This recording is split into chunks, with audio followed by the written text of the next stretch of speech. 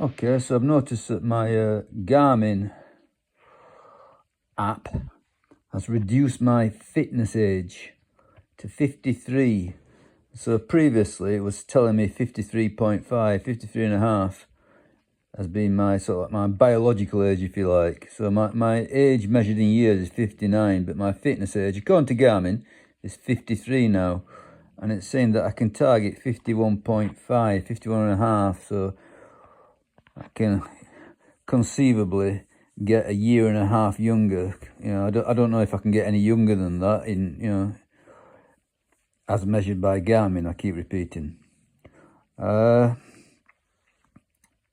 look at this, reduced BMI, it's saying, my average BMI is 29.1. So I'm not quite sure what average means, but I think my BMI is 29.1, simple as that. And it's telling me to target a BMI of 22. Now that'll be a lot of weight loss. I'm not quite sure what a BMI of 22 is. Okay, suppose I can quickly ask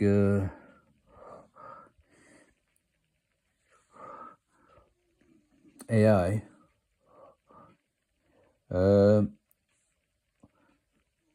What weight would give me a BMI of 22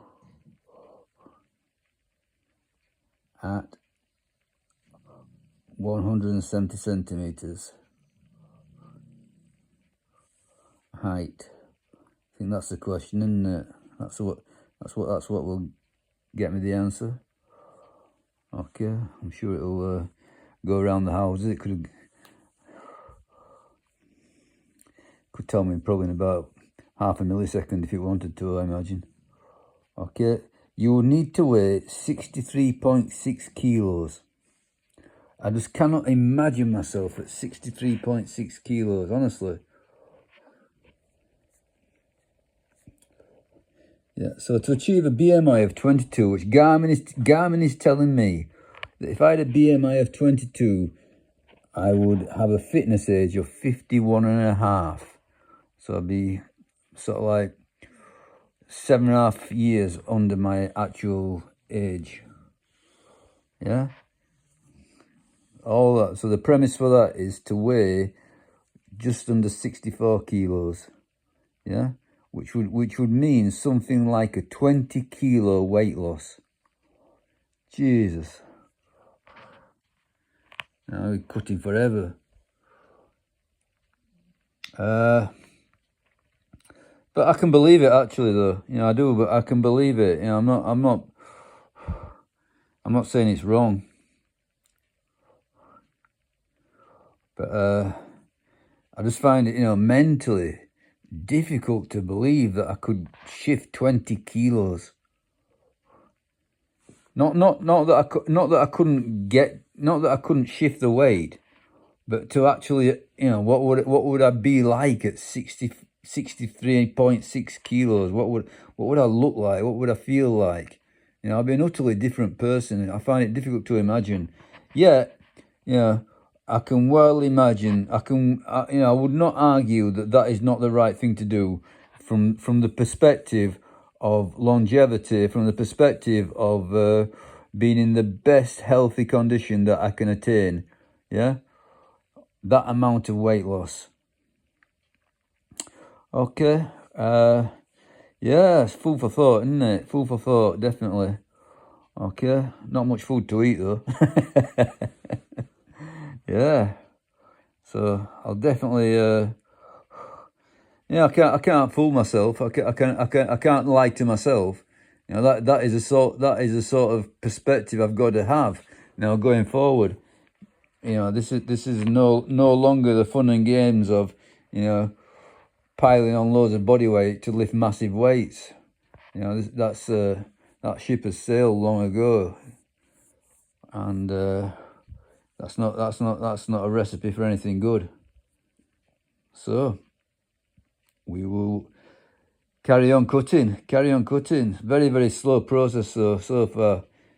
You know, more than likely I could tighten it up, but I'm already finding it. You know, it's very restrictive already. You know, just to basically slightly erode over time. But yeah, that's what it takes. I'll do whatever it takes as long as you know that. As long as I'm seeing some sort of, well, I'm going to say what matters is a scale weight. Yeah. So you know the appearance varies. You can you know, all sorts of factors change the appearance. You know, water weight, and you know if I go for a run and I film myself, you know. I always look fatter because I think the muscle the muscle underneath it's empty and it's flat because you've run it down. You run out the energy stores. There's no energy stores. You know, different times of day affect it. But so yeah, I think appearance is slightly deceptive. But then again, you know, scale weight is not absolutely accurate either. You know, that fluctuates quite a bit. But I would say at the end of the day, you know, it's a scale weight that counts. I'm going to say, you know, the truth of all this is the scale weight. Okay, so it might fluctuate a bit from day to day, but I think week to week, it's a fairly accurate representation of what's happening. Okay, carry on.